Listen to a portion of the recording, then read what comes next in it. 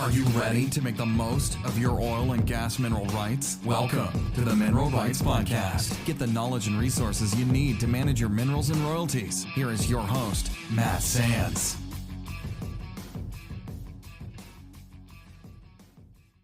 With crude oil prices plunging negative for the first time ever, you are probably wondering how this affects you as a royalty owner. To help answer these questions around negative royalties and shut-in royalties and what your options are as a royalty owner, we spoke with Spencer Cox, who's an attorney with Burns Charest in Dallas. And as you may remember, we had Spencer on the show on episode 13 of the Mineral Rights Podcast to talk about royalty audits, funds held in suspense, and litigation, and all things around when you might need to hire an attorney. Spencer Cox is an attorney for Burns Charest, where he represents individuals and businesses in complex litigation situations inside and outside of the mineral rights world. Mr. Cox was born in Paris, Texas, where he attended high school. After graduating, he served in the U.S. Navy as a naval aviator and flight instructor in the FA-18 Super Hornet and recorded more than 400 arrested carrier landings. Mr. Cox graduated magna cum laude from Harvard Law School before clerking for the Honorable F. Dennis Saylor IV of the U.S. District Court for the District of Massachusetts. So as you can see, Mr. Cox has a very impressive background, but at the same rate, he is probably one of the most down-to-earth people that I've had the opportunity to speak with. And so just want to say thanks again to Spencer for coming on the show on such short notice to talk about this unprecedented dip in the crude oil prices and what it might mean for mineral owners. Without further ado, here's attorney Spencer Cox. All right, Spencer Cox is on the line. Spencer, you have the privilege of being the first repeat guest on the Mineral Rights Podcast. Thanks again for joining us. Thanks very much for having me. I didn't know I had that honor, but I'm humbled that it's me. Thanks again. Oh, absolutely. No, thanks for your time on this on such short notice. We have seen a tumultuous crude oil market, just to put it lightly. And so we wanted to record this episode to talk about negative royalties and shut-in wells and sort of from a legal standpoint, what royalty owners should be doing. And so some royalty owners may be familiar with the concept of negative royalties for natural gas due to post-production deductions being more than what they actually sold the gas for. And so you have a negative balance for the month, which is carried forward against future royalties. And now, for the first time ever, with the WTI crude oil spot price dropping below zero, I'm sure a lot of royalty owners out there wondering what this means.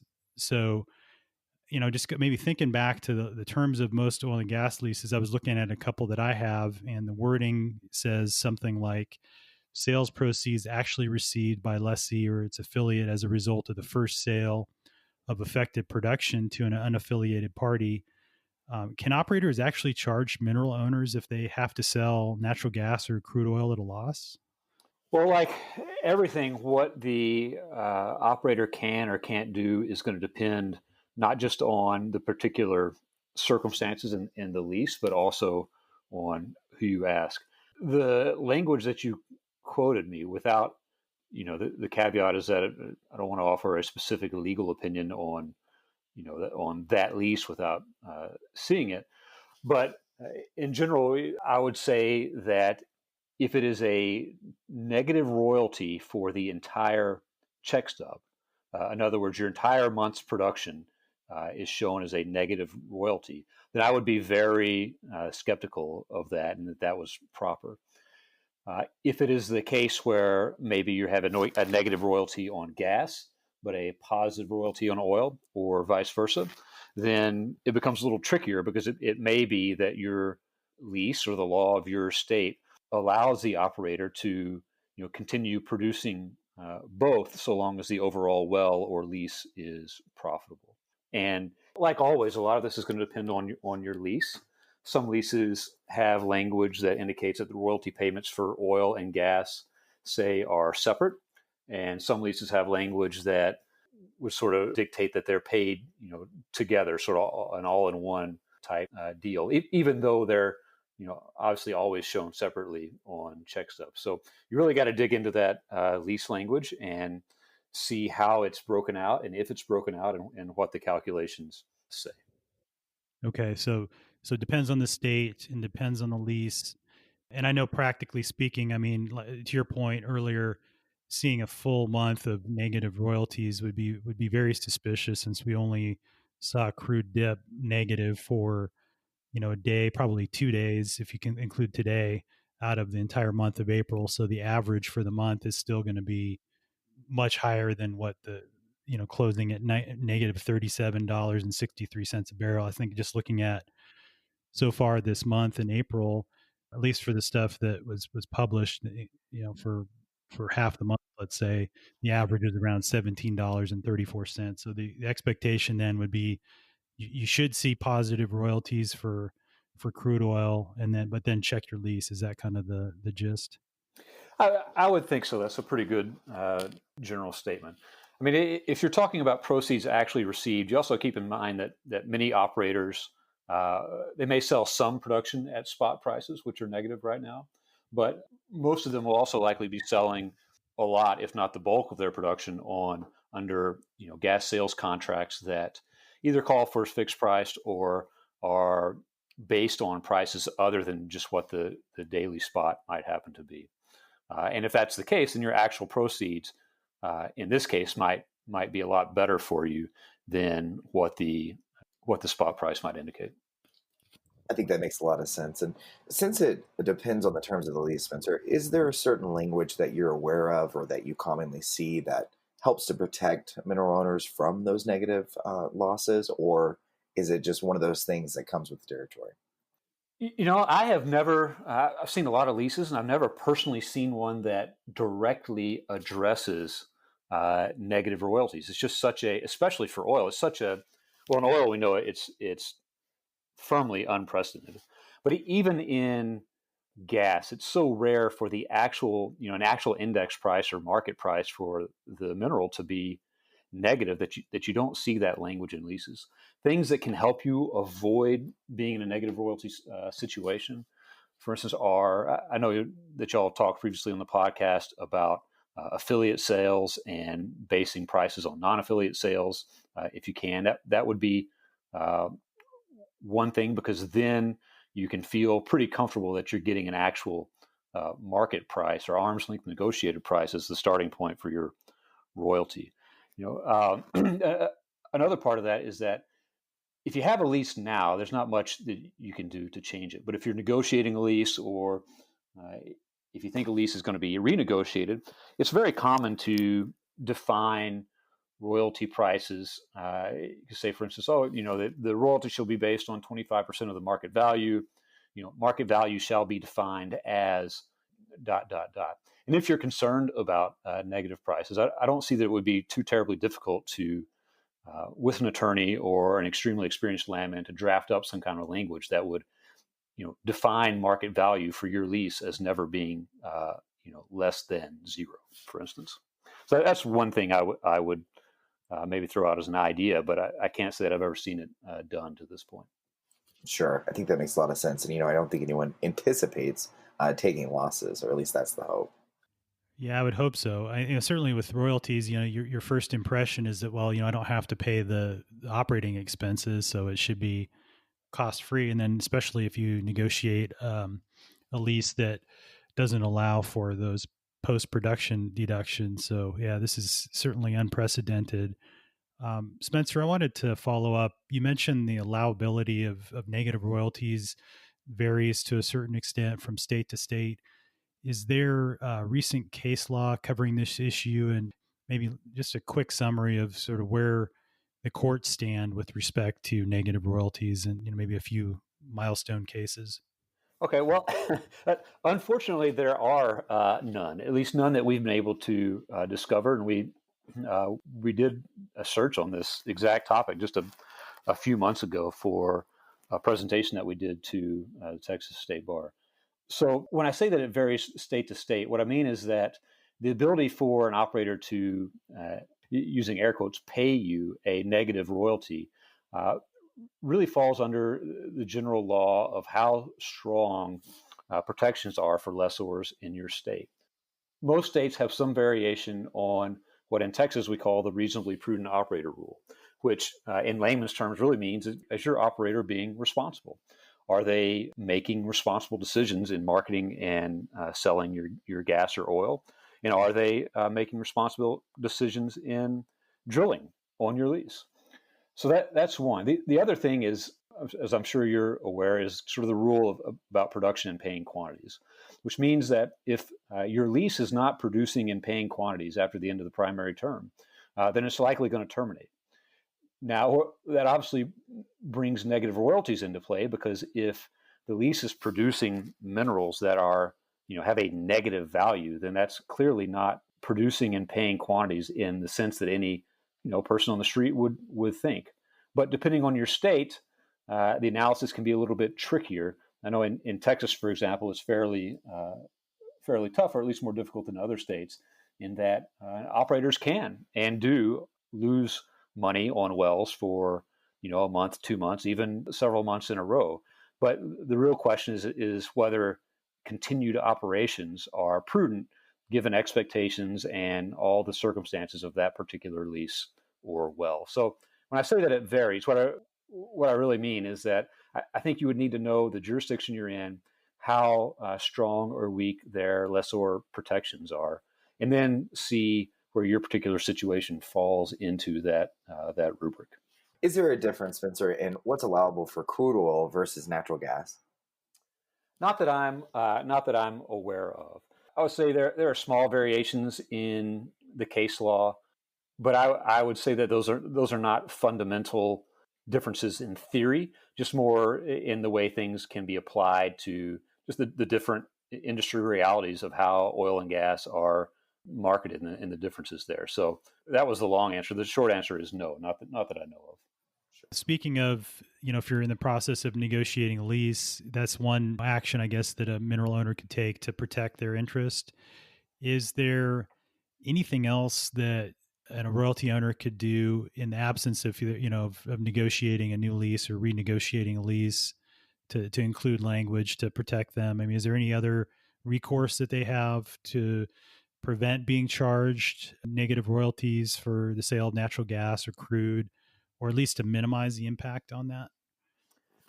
I don't know that there is upfront. I think if an operator is going to charge you a negative royalty for whatever reason, you're not going to know about it until they've done it. And so as the royalty owner or the lessor, your next steps are, well, how do I address this, and how do I mitigate it?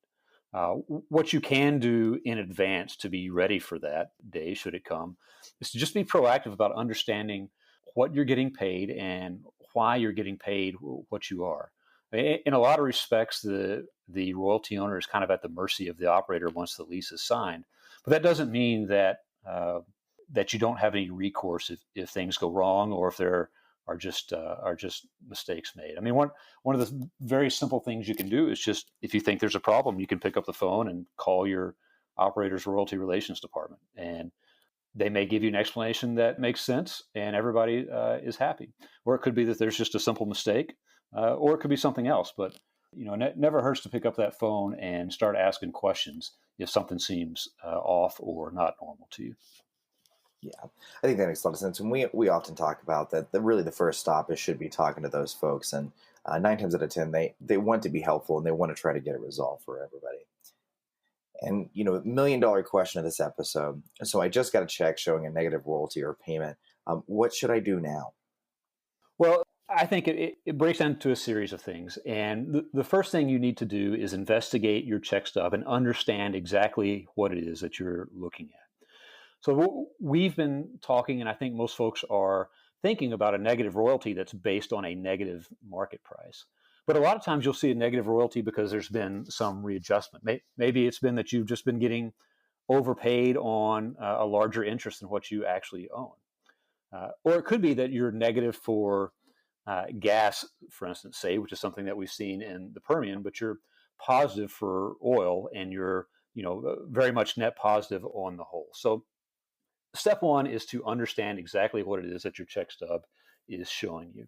And that's where, if you don't understand, you can call your operator, you can go on forums, or there are quite often, third party consultants who can help you out, and just a lot of materials available publicly for free, and then others that don't cost much that you can start that process on. The second step is to pull out your lease and, as best you can, figure it how it is that you're supposed to be paid. At a high level, leases fall into one of two categories. Either you have a market value royalty, or you've got a proceeds royalty. If you've got a market value, you want to ask around, what is everybody else getting paid? What are your neighbors getting paid if they've got leases and wells in your vicinity? What are folks reporting on the forums that they're being paid, if that's information is out there for you? If you've got a little bit more sophistication, I guess, or experience, you can always go to state regulatory websites. The Texas Railroad Commission is one. In Oklahoma, it's the OCC. But every state has one, and generally they make available records that show what the operators are reporting for wellhead prices on your well and others around it. So that would be step two for me if I'm investigating a market value. For a proceeds lease, as I said, the real question comes down to, is your operator acting reasonably prudent? Which is, that's the Texas language, but the standard is more or less there in every state. And it's just, hey, are they doing the right thing? Does what they doing make sense? Do you know who they're selling to? Are they selling to a third party, or are they selling to an affiliate? How are they calculating your royalty? What sales price is it based on? And what are they taking for deductions, if deductions are allowed under your lease? If you really want to get into the weeds, you can also look at public filings, SEC filings, for instance, investor presentations that are for your operator that may be available online.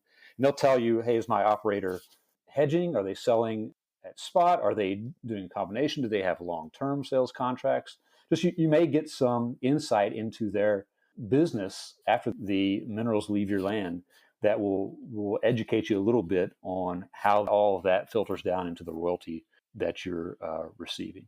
But if you do those things and you still have questions that can't be answered by your operator, or maybe they don't want to give you an answer, which is, like Justin said, that I think that is rare. I think most do want to do the right thing.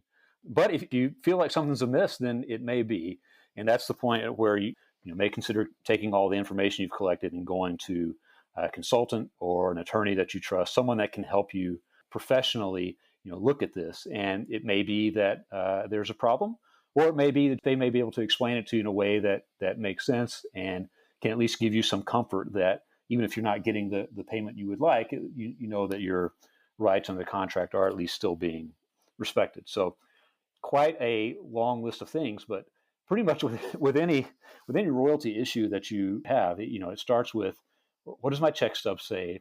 How do I read it? And what does my lease say? From there, you're well down the path to answering about any potential problem or question that you might have. Thanks, Spencer. That helps break down what people should do. And I guess this probably begs the question, what are the next steps for these operators? There's obviously, you're not making money at negative $35 a barrel. So that would indicate that they're likely going to be shutting in production, even if it recovers to $20 a barrel, which I think is what the June contract for crude was showing. So amidst all this, operators have been looking at shutting in production until prices recover. Let's talk a little bit about shut-in royalty payments and, what are things that royalty owners should be doing to make sure their interests are being protected in that situation.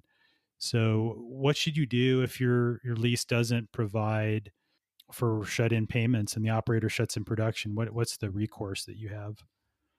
Well, if an operator were to totally shut in production on your lease and they weren't paying you any shut-in royalty that might be provided for under your lease, then I think certainly I would want to get very noisy about when do they plan to resume production. If you don't have any confidence that it's going to be soon, you would want to think very hard about asserting the right to terminate the lease.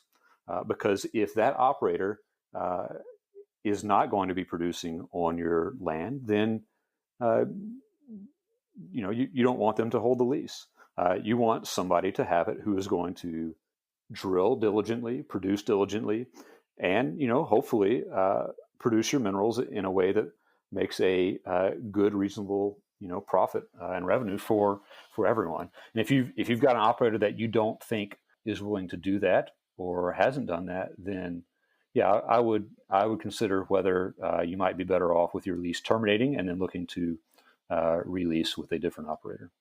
Let me add to that, because that's sort of that sounds like some ominous advice, but this is something that if they shut in, if a well were to be shut in for a month or 2 months, I mean, these kinds of things happen anyway, Matt. I'm sure, as you can attest to, just for repairs or whatnot. So I'm really thinking more, in the hypothetical where you might be shut in for several months with no end in sight, and that's where I would start to get really concerned, I think. Yeah. So if it's shut in for a couple of months, you can contact the operator, like you suggested, talk to their owner relations department, and then see what they say. And I've done this before and said, hey, are you guys planning on still producing this? I noticed you guys either temporarily abandon the well or shut it in. What are the plans? And to your point, the response that I've gotten back has been, oh yeah, we have an operational issue. We got to go in and work over the well, and it's going to take some time. And then sure enough, they open it back up and they start producing again. But I guess the other question that comes to mind is, say it is a extended period of time that they're shut in, or let's say they go bankrupt. How does that affect the lease if the lessee goes bankrupt, the well is shut in for an extended period of time? Is there some grace period that they have, or are you still able to terminate then if you feel like that because of under the circumstances your interest would better be served by another operator? I think I'll have to defer on that, Matt, because when you start talking about bankruptcy, sort of the normal rules of the game go out the window. And it's such a complex area of law that it's not something that I think I'm even qualified really to give general advice on, other than to say that, hey, if you had significant production and you feel like you still have significant value in your minerals, your operator does go bankrupt, then I would very much start consulting with an attorney that you trust, because you very likely have unpaid royalties that you're worried about recovering, and those claims can be reduced or evaporate very quickly if you don't take steps to make sure that you are given the priority that you deserve as compared to that operator's other creditors who might be out there seeking to get money that's also owed to them. Sure. And I know this might be a bit of a loaded question, Spencer, but in general, is there a period for how long operators can shut in production and then still hold a lease? And I know this will vary by the lease itself. Right. Well, some leases may have shut-in royalty provisions, and if they do, some subset of those may have limitations on how long they can pay shut-in royalties and still hold the lease. Others may not. Leases that don't have shut-in royalty provisions, and even some that, and frankly, even some that do, even if you are being paid shut-in royalties, you get into that question of whether the operator is acting reasonably or reasonably prudent in temporarily shutting in that well. You can think of extremes where, if you're shut in for 10 years, that's too long, and the lease has ceased to produce in paying quantities, and therefore will terminate. But if it's just a few months, maybe not. Somewhere approaching a year, it starts to get very murky, depending very much on the state and also on what a reasonable, objective operator would do in those circumstances. Sure. There's quite a bit of case law and litigation surrounding when leases do or do not terminate in kind of those situations. And the only common feature is that it really does. There are a few bright line rules, and it really does sort of depend on the nature of the play, the lease, the market, the operator, the marketing arrangements. There's just a lot of factors that come into play that need to be evaluated.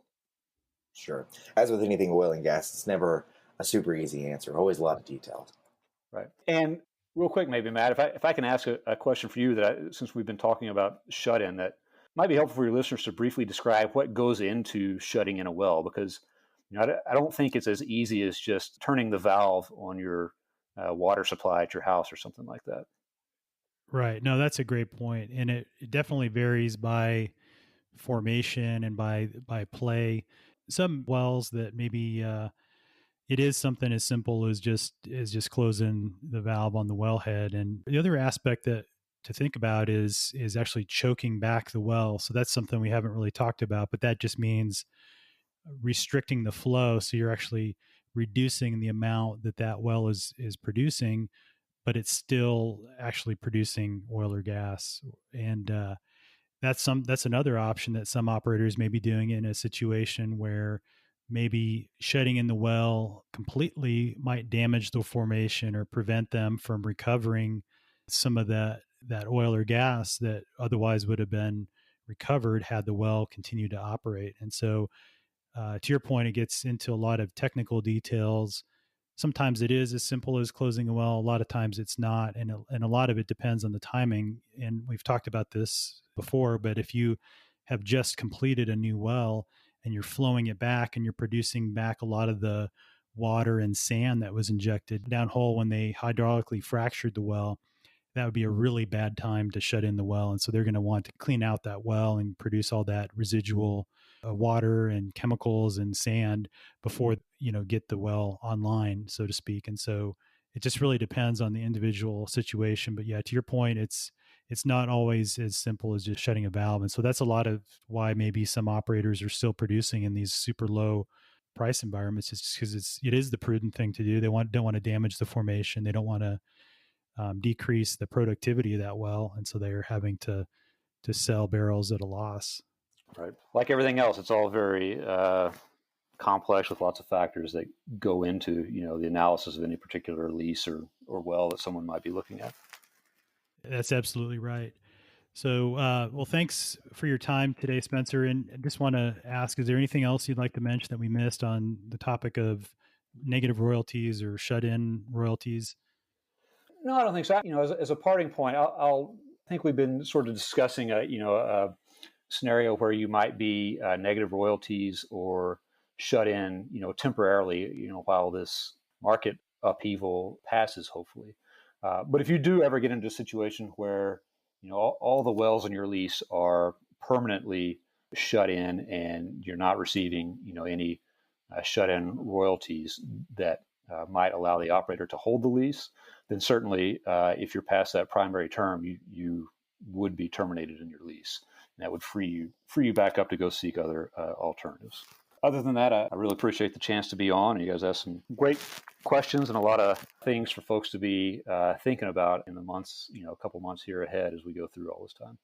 Absolutely. Well, and I understand that your firm has prepared some information on these topics. Where can mineral owners go to see that information or to take in some more information from you on this? What we had done was put together a presentation for the state bar. I don't think we have that posted online publicly, but if you guys have show notes or links or anything like that, I'm happy to send you a copy of the paper. You can make it available to your listeners that way if you like. It would be fine with us. Yeah, that'll be great. We'll put a link to that in the show notes. So go to mineralrightspodcast.com to check out the presentation that Spencer is referring to. So thank you, Spencer. That'd be great. Sure thing. Yeah. And then again, some folks are familiar with you from our previous discussion, but where can listeners find you should they need help and should they need a qualified attorney to help them navigate this?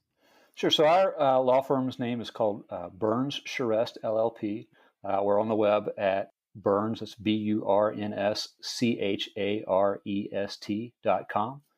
My name is Spencer Cox, and you can either reach me at my phone number that's there on the website or always by email at scox@burnscharest.com. And generally pretty available and happy to help folks if we can, look into issues that they might have. Great. Well, thanks again for your time. I really appreciate it. Hope you stay well and with everything going on, and look forward to talking to you again soon. Same, guys. Thanks a bunch. It's a pleasure to be on here again, and very much appreciate what y'all are doing with the podcast. Thanks so much for listening to the Mineral Rights Podcast with your host, Matt Sands. Don't forget to subscribe and share at mineralrightspodcast.com. The Mineral Rights Podcast should not be construed as investment, legal, or tax advice. All information is believed to be from reliable sources. However, we make no representation as to its completeness or accuracy.